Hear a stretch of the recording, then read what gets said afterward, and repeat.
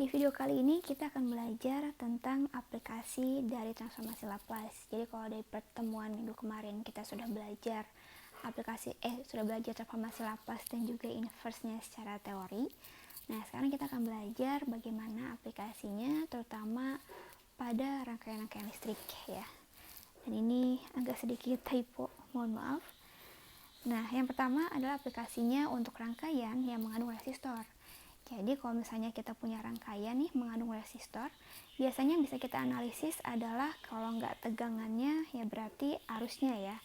Nah, ini sesuai yang sudah kita ketahui juga, rumus tegangan pada resistor kan seperti ini ya, V sama dengan R dikalikan dengan I. Nah, kalau kita mau menganalisis rangkaian kita dalam domain Laplace atau dalam domain frekuensi, tentunya kita harus mentransformasikan persamaan tegangan ini menjadi persamaan Laplace-nya, yaitu dengan cara seperti ini ya, sesuai dengan teori Laplace-nya, karena di sini tidak ada turunan ataupun integral. Jadi saat ditransformasi tinggal kita langsung rubah saja variabel T-nya menjadi variabel S gitu. Jadi kayak gini nanti rumus tegangan dalam domain Laplace-nya untuk resistor.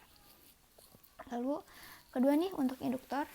Nah, kalau untuk induktor itu sedikit berbeda dari resistor, karena kalau untuk induktor kan rumus tegangannya itu kurang lebih seperti ini ya, V sama dengan induktansi dikalikan dengan turunan dari arusnya. Yang mana secara umum bentuk rangkaian yang mengandung induktor itu ya kurang lebih akan seperti ini ya, seperti yang ada di gambar A ini. Nah, kalau kita ingin menganalisisnya dalam domain Laplace, berarti kita tinggal transformasi Laplace-kan saja. Tapi jangan lupa nih, kalau untuk yang turunan gini, itu bentuk Laplace-nya adalah seperti ini ya. Jadi S dikalikan dengan IS, lalu dikurangin dengan initial condition-nya, gitu, atau kondisi awal dari si arus itu sendiri. Gitu. Kalau untuk V-nya masih tetap tinggal kita rubah aja S-nya, lalu untuk L-nya karena dia adalah koefisien, berarti tinggal kita tulis ulang lagi aja ya, L kayak gini.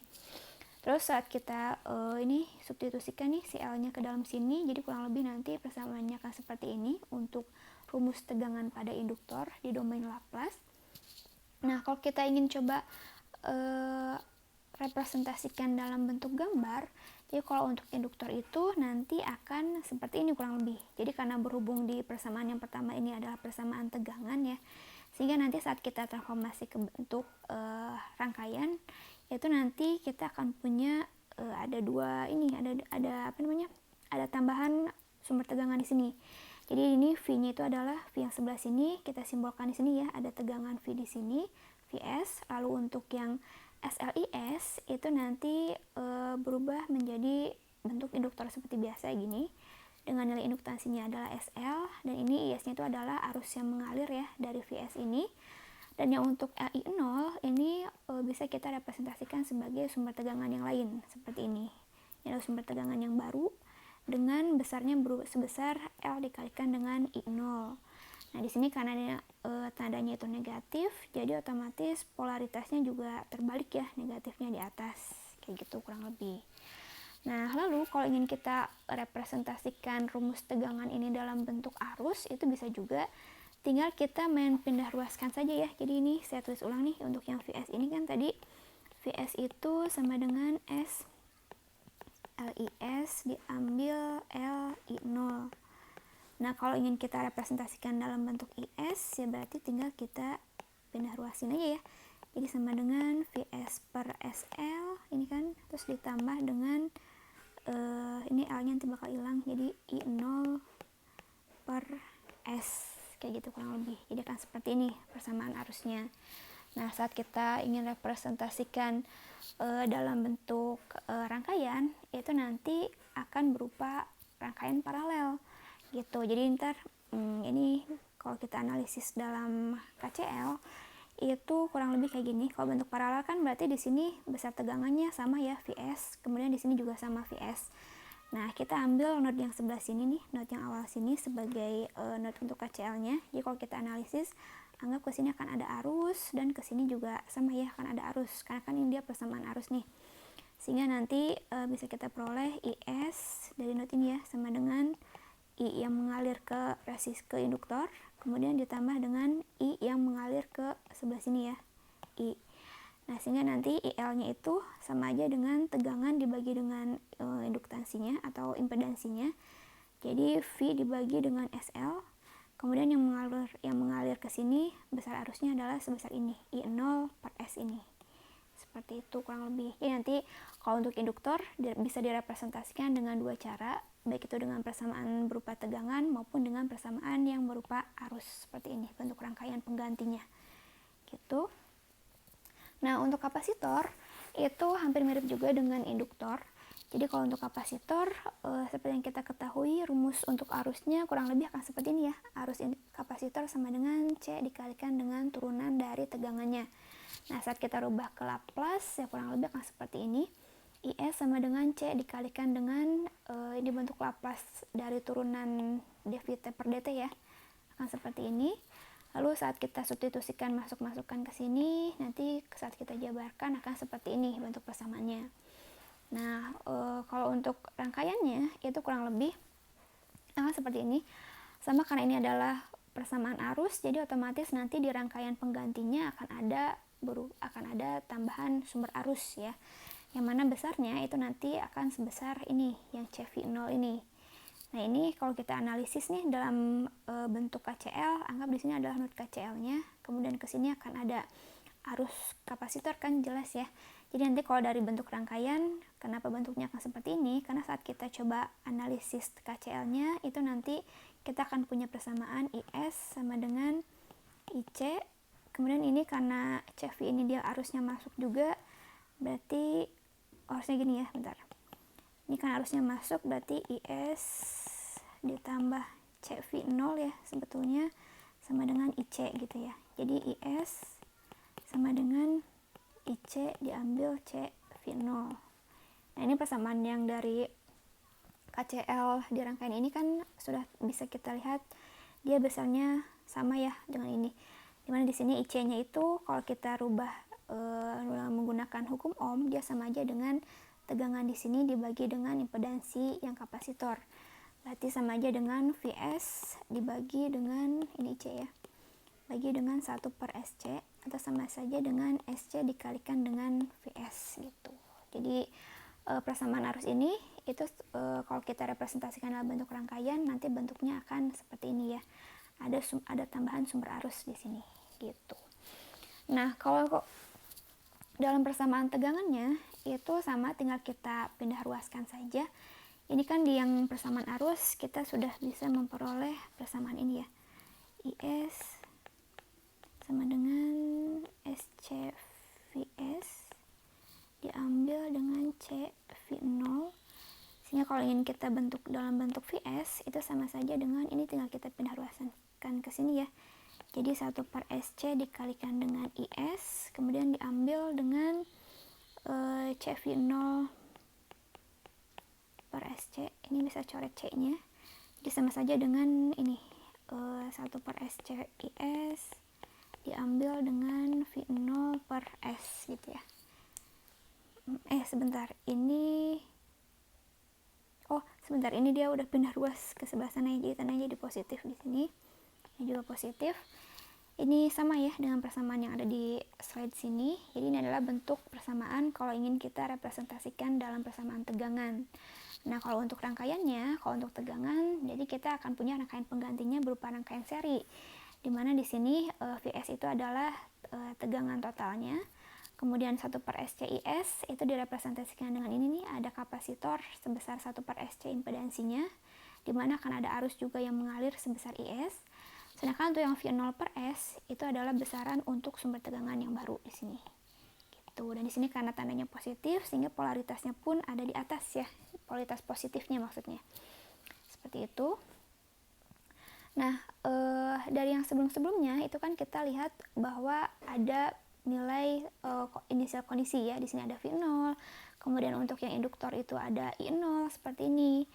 Nah, untuk penyederhanaan sebetulnya bisa kita asumsikan nilai-nilai kondisi awal itu besarnya adalah 0 atau diasumsikan zero initial condition, sehingga nanti dalam bentuk persamaannya dan juga bentuk rangkaiannya tentunya akan jauh lebih sederhana. Jadi kayak misal nih untuk yang kapasitor, kalau kita anggap inisial kondisinya 0, otomatis nanti yang sebelah sini akan hilang kan ya, karena kan V0-nya adalah 0. Sebelah sini juga sama nih akan hilang karena V0-nya adalah 0.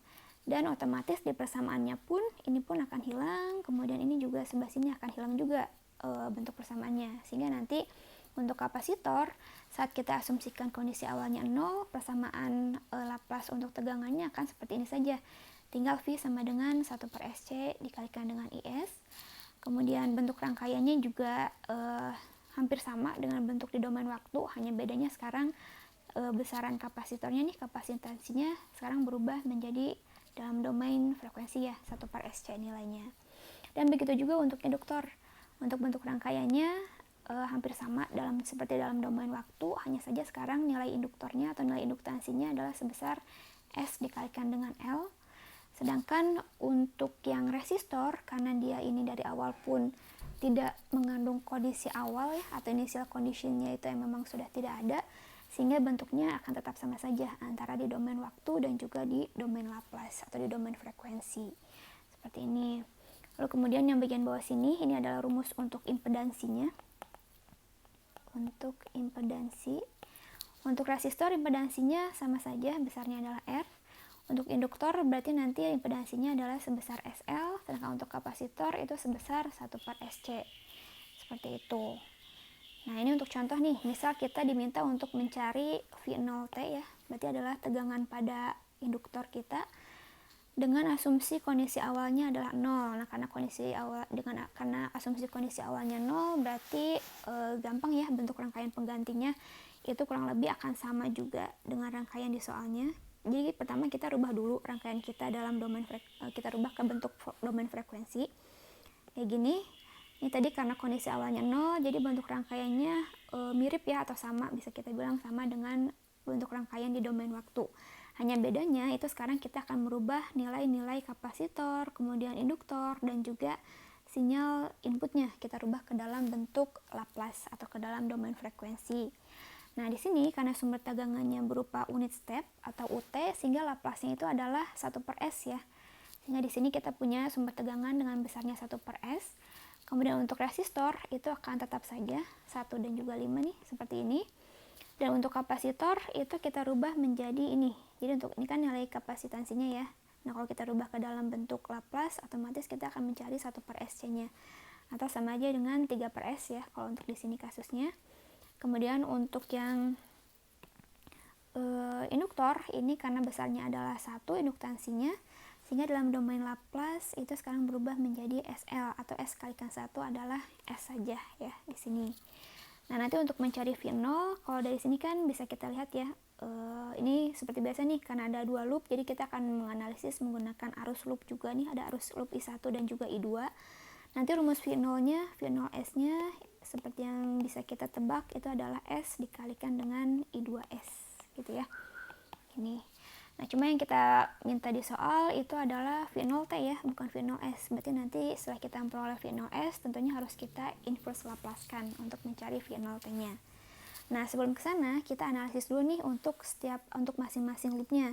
Yang pertama untuk loop 1, itu seperti biasa, kita akan peroleh, ini berarti sumber tegangan sama dengan, ini adalah tegangan pada impedansi R ini R1 dan juga kapasitor, dengan arusnya adalah arus I1.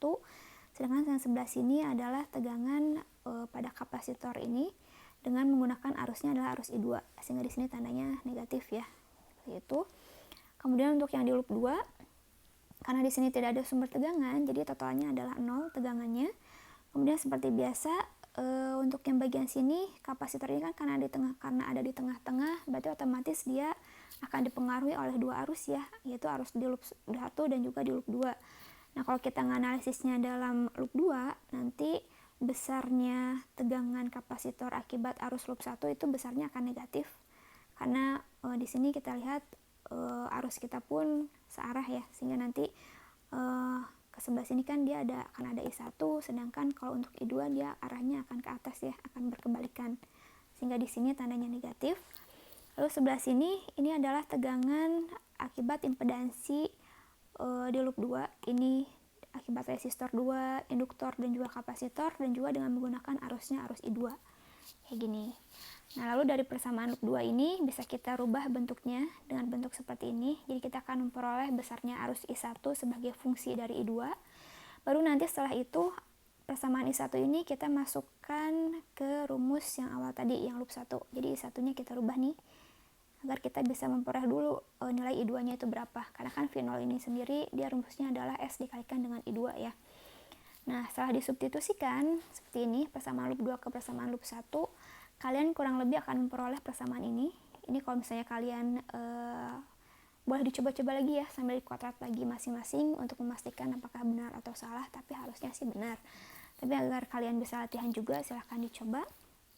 Nah, setelah diperoleh seperti ini, nanti kita bisa disederhanakan bentuknya, kurang lebih akan seperti ini. Lalu kita bisa peroleh nilai arus untuk loop 2 atau nilai I2-nya, kurang lebih akan seperti ini. Nah, setelah diperoleh arus I2, baru untuk mencari V0 bisa kita masukkan ke rumus yang tadi ya, V0 sama dengan S dikalikan I2. Lalu tinggal kita masukkan saja ke sini. Jadi ini karena awalnya dia S-nya pangkat 3, ini pangkat 2, ini pangkat 1. Saat kita kalikan dengan S, otomatis tinggal kita coret-coret aja S-nya ya. Jadi di bagian bawah nanti ordenya akan turun. Nah, setelah kita memperoleh V0 dalam domain S, nah karena di soal ini dimintanya adalah V0T ya, bukan V0S, sehingga otomatis persamaan ini harus kita ubah atau kita inverse Laplace-kan. Nah, karena kita akan menginverskan, otomatis kita akan mengacu pada tabel Laplace ya. Sehingga nanti bisa kita sederhanakan dulu nih persamaan ini agar bisa diperoleh bentuk inverse Laplace-nya dengan lebih mudah dari tabel tadi. Nah, salah satu caranya untuk menyederhanakannya bisa dibentuk dengan seperti ini. Dimana dalam bentuk ini kan dia polanya, ini adalah pola untuk sinus ya. Ini ada untuk gelombang sinusoidal. Sinusoidal gitu. Sehingga nanti untuk inverse Laplace-nya tinggal kita bisa peroleh seperti ini. Ini 3 per akar 2. Ini kemudian dikalikan dengan karena ininya ada plus 4, sehingga di sini kita akan memiliki epsilon ya, epsilon pangkat min 4t. Dan karena ini adalah bentuk sinusoidal, jadi kita akan peroleh sin dari akar 2 nih, akar 2 yang ini dikalikan dengan t. Ini t-nya harusnya ada di luar sih, t gitu ya. Seperti itu kurang lebih. Ini adalah besarnya V0t. Nah, lalu ini untuk contoh yang lain, saya lihat dulu kita sudah berapa detik. Oke, jadi untuk yang contoh ini mungkin kita akan lanjut di video selanjutnya. Untuk di video kali ini cukup sampai di sini. Terima kasih. Assalamualaikum warahmatullahi wabarakatuh.